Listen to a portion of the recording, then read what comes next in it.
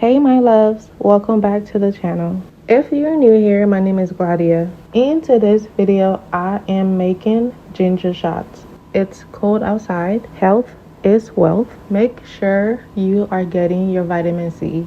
If you are ready, I'm excited. Let's get started right now. The first thing I did was place the fruits and vegetable in a big bowl of water.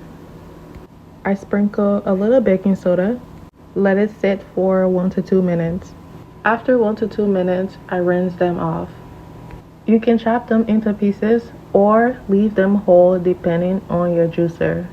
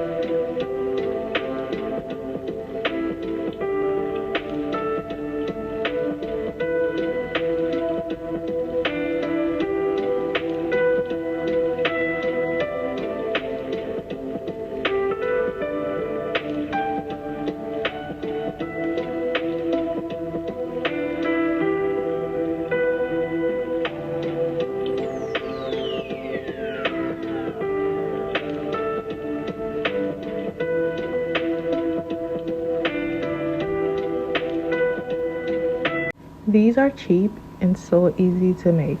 Also, feel free to add some fresh turmeric, but it's optional. Thank you for watching, and I will talk to you in my next video.